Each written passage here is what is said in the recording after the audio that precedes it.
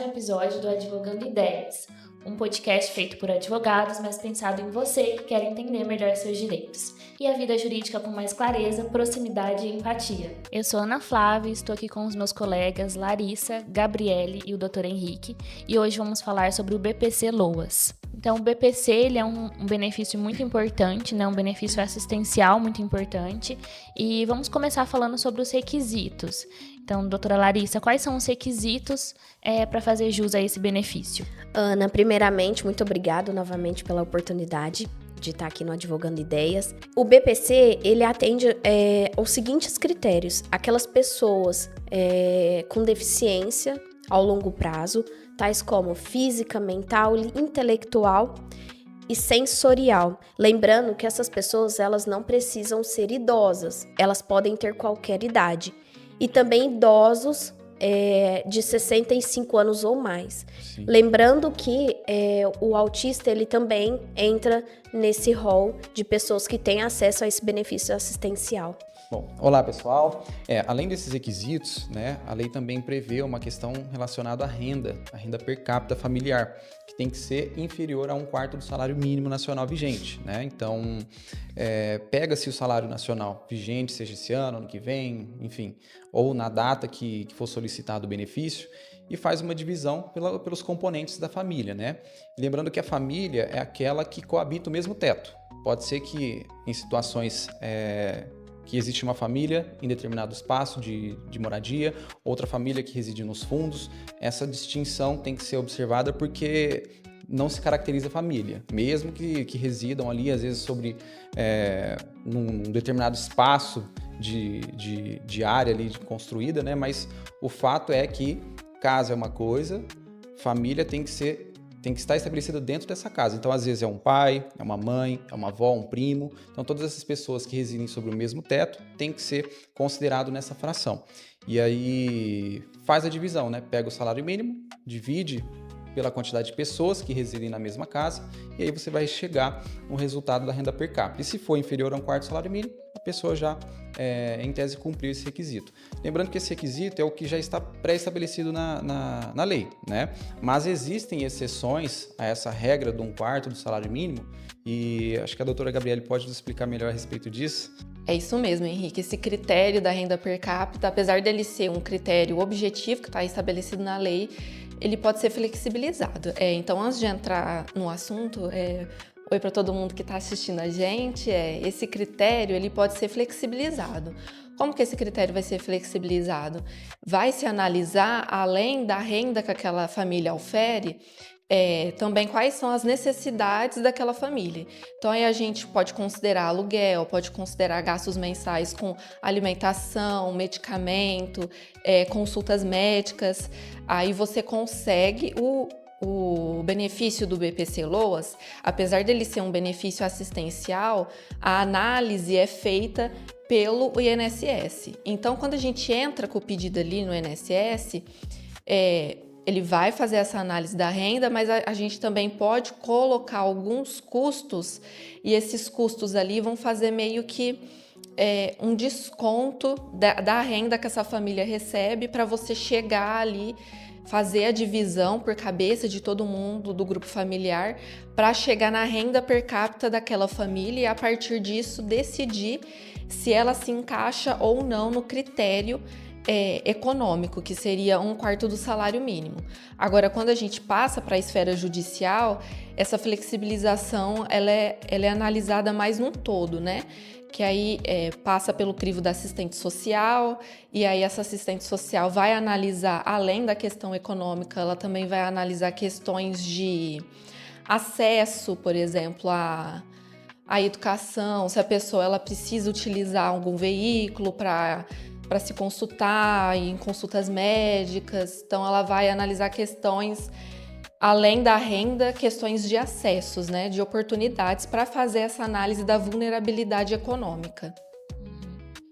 Então, assim, pra gente, pra quem tá assistindo entender melhor esse benefício, os critérios para concessão dele é que a pessoa seja idosa ou portadora de alguma deficiência, e essas deficiências envolvem deficiência física, intelectual, motora, sensorial, e ter uma renda per capita de 1/4 do salário mínimo por pessoa. Só que essa renda, que está na legislação de 1/4, essa fração, ela pode ser flexibilizada, é isso que vem entendendo os tribunais. E muita gente confunde, né, esse benefício, o BPC Loas, com aposentadoria. Então, a gente vai entender melhor essas diferenças, qual a diferença do BPC Loas, desse benefício assistencial, para uma aposentadoria, ou para um auxílio-doença, enfim. Isso, doutora Ana Flávia, existe essa confusão. E essa confusão, ela existe por quê? Porque a análise do BPC Loas, para saber se a pessoa que fez o requerimento, se ela tem um direito ou não, ela passa pelo crivo do INSS. Então, é daí que vem essa confusão, né? Que o INSS, ele faz a análise e o pagamento também é feito pelo INSS, mas ele não é um benefício previdenciário, ele é assistencial. A lei que estabelece esse benefício e também traz os requisitos é a Lei Orgânica da Assistência Social, tá? Que é uma lei diversa da lei que estabelece a Previdência Social. Então, como que a gente pode diferenciar esses dois benefícios? Uma diferença é que não exige o pagamento de contribuição previdenciária. Então, as aposentadorias, elas vão ser concedidas, só a título de exemplo, para as pessoas que contribuíram para o INSS. No BPC Loas não existe essa exigência, tá? Basta que a pessoa ela preencha os requisitos que a gente já falou, que é ser idoso, deficiente e o critério econômico da renda per capita de 1/4 do salário mínimo, tá? E qual que é uma outra diferença? Não gera direito a 13º salário. Então, nas aposentadorias, novamente usando como exemplo, o beneficiário ele vai ter direito a 13º salário, perdão.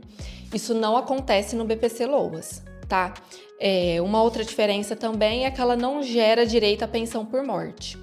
Então, por exemplo, eu sou beneficiária do BPC Loas, um dia eu venho a falecer. Os meus dependentes, eles não vão ter direito à pensão por morte que advenha desse benefício, tá? Exatamente, basicamente o BPC, a natureza em si é assistencial, assim como, por exemplo, um Vale Gás, o Bolsa Família, né? Então, por ele não ter a natureza previdenciária, então não tem a obrigação de fato de contribuir. Porque esse benefício, assim como outros benefícios assistenciais, tem como fator primordial garantir o mínimo existencial para aquele que já foi considerado como estando numa situação de vulnerabilidade social. Então, esse benefício visa justamente socorrer essas pessoas, né? E o que agora, para quem está assistindo e falou assim, eu acho que eu faço jus a esse benefício aí, eu preencho essas características. O que é a primeira coisa que ela tem que fazer? Como solicitar o BPC Loas? Então, Ana, para conseguir o BPC Loas, né, a gente entra então com um requerimento junto ao INSS. Mas antes disso, a pessoa e todos os seus dependentes, né, doutor, tem que estar cadastrado no CAD único. Esse cadastro ele faz lá no CRAS, né, da sua cidade. Então, se você tem interesse, tem alguma dúvida, então pode estar indo lá no CRAS, que eles vão explicar de forma detalhada como funciona. Mas, de qualquer forma, tem que estar cadastrado no CAD único. Depois disso, né, aí você faz o requerimento junto ao INSS, pode ser online, pode ser presencial. E lembrando que não há necessidade, de fato, de um advogado. Só que, assim, o papel do advogado junto com o seu cliente nesse tipo de cadastro, nesse tipo de pedido, é fundamental para a análise do requerimento. Então, apesar de não ser obrigatório, a gente considera fundamental. Porque, assim como as assistentes sociais, que às vezes faz o primeiro atendimento, que também podem solicitar esse benefício para o interessado, o advogado pode intervir nessas situações para fazer a análise documental, porque em sendo os casos de BPC para pessoa com deficiência, necessariamente vai ser exigido documentação médica relacionada à enfermidade, à doença que, em tese, provoca a incapacidade ou que comprove a deficiência a longo prazo da pessoa, né? Então, o advogado está ali para fazer a análise dessa documentação, fazer todo o preparo do requerimento, para se trabalhar no processo administrativo, né? E dentro desse contexto, até mesmo do BPC para pessoa com deficiência, necessariamente vai se exigir uma perícia de avaliação social e médica, né? A avaliação social é feita por uma assistente social vinculada ao INSS, que faz um trabalho voltado a fazer um estudo não só da pessoa solicitante, mas também do conjunto familiar, para se verificar a situação de vida dessa pessoa, como moradia, estudo, como vai a alimentação, né? E se constatar ou não a existência do quesito vulnerabilidade social. Então, esse profissional que faz essa análise, né? E em conjunto a isso, tem o resultado, tem a perícia médica, né? Que também é o meio de prova utilizado dentro do requerimento junto ao INSS para se avaliar ou não a existência da deficiência e, se existe, se ela é a longo prazo, se isso, de certo modo, causa uma incapacidade na pessoa que está solicitando, né?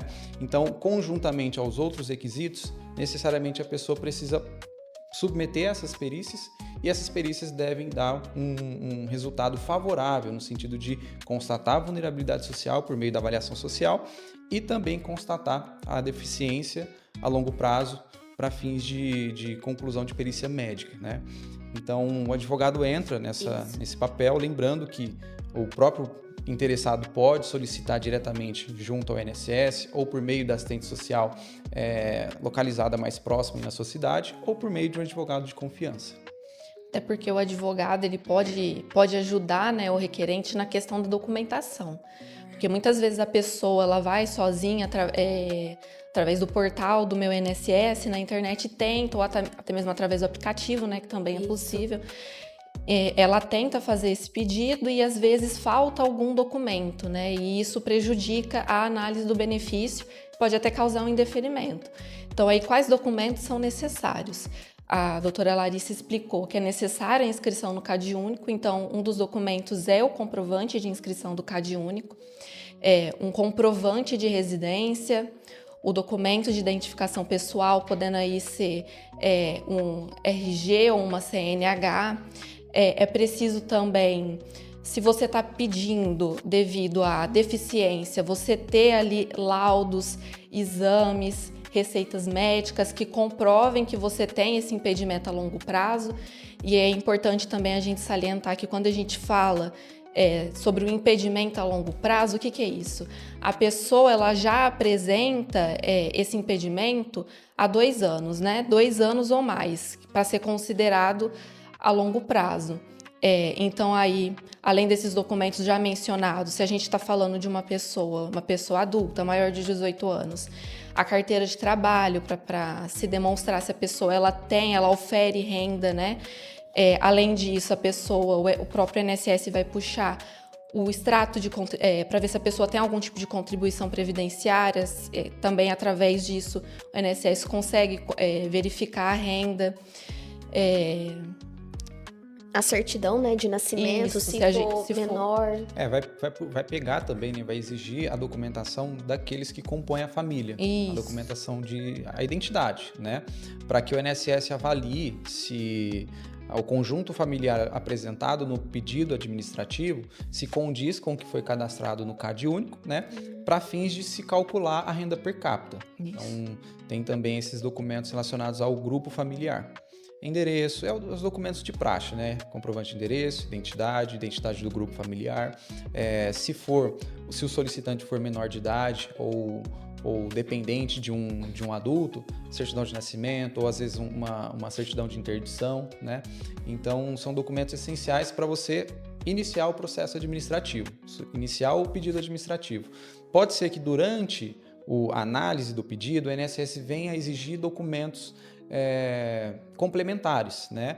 E aí é onde entra a figura do advogado, caso o interessado não tem ali uma aptidão para mexer com sistemas de informação, às vezes a pessoa, da própria condição financeira da pessoa, ela não tem um celular compatível para poder manusear esses aplicativos, não tem um computador, às vezes a agência do INSS local pode ser que esteja fechada, pode ser que às vezes não atenda como a pessoa realmente precisa, e se ela não conseguir se socorrer nessas situações para assistência social, entra a figura do advogado, e aí tem toda uma análise por parte desse profissional para poder cumprir as deliberações do INSS, juntar os documentos solicitados e prosseguir conforme deve seguir o processo administrativo.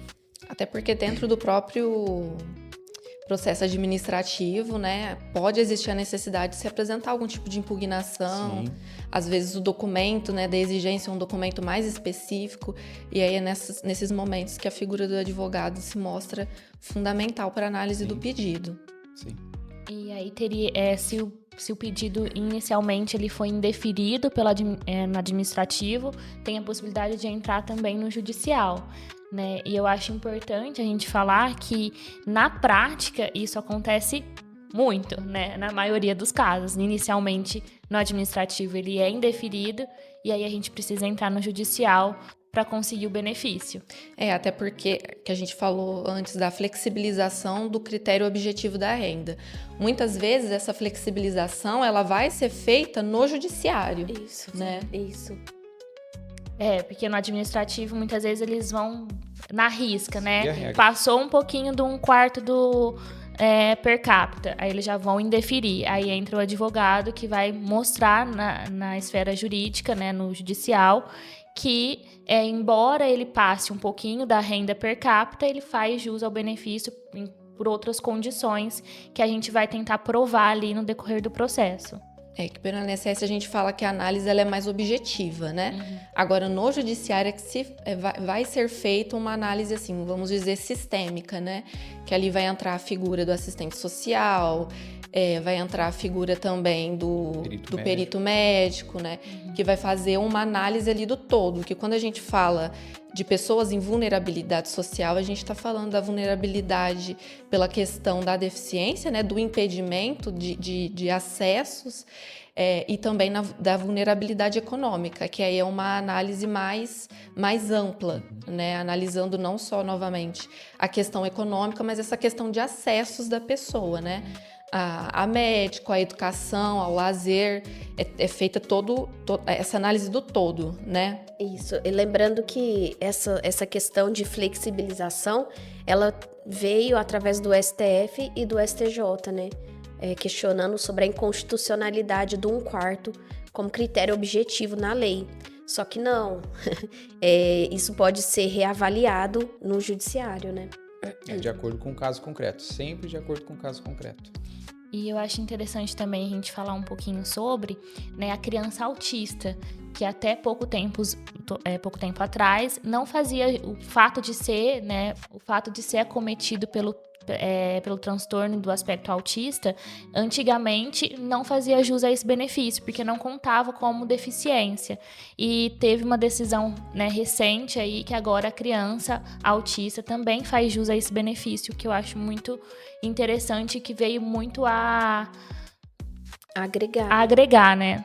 Isso. E aí, Ana, acredito que a gente pode também trazer que não só para a questão do TEA, mas também para a questão do TDAH, também é incluso. A gente também teve recentemente a inclusão da visão monocular. Por que essas questões entraram aí, né?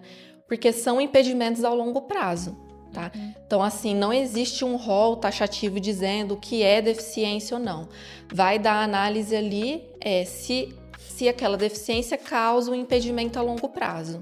Então, às vezes, o pessoal está em casa na dúvida, né? Se tem direito ou não ao BPC-LOAS, tem algum tipo de deficiência e está na dúvida, é só passar por essa questão dessa análise, se isso te gera um impedimento de acessos, né?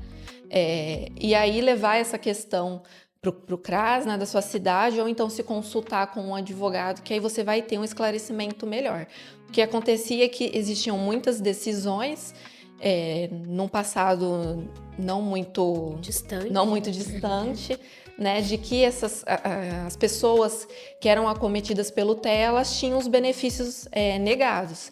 Então, aí precisou vir uma decisão, né, que tem uma repercussão geral, determinando, esclarecendo que não, que isso está incluso sim na questão do critério da deficiência. E isso facilita, né? Porque não precisa da pessoa entrar com o administrativo, depois ter que passar pelo judiciário, às vezes ali com essa decisão diminui o tempo, né? Já entra ali na análise administrativa e preenchendo os requisitos já defere o direito ao benefício. Agora a gente vai para um quadro que eu gosto muito, que é o Mitos e Verdades, que eu acho ele bem esclarecedor. Então, eu vou soltar aqui algumas frases e a gente vai discutir se é mito ou se é verdade.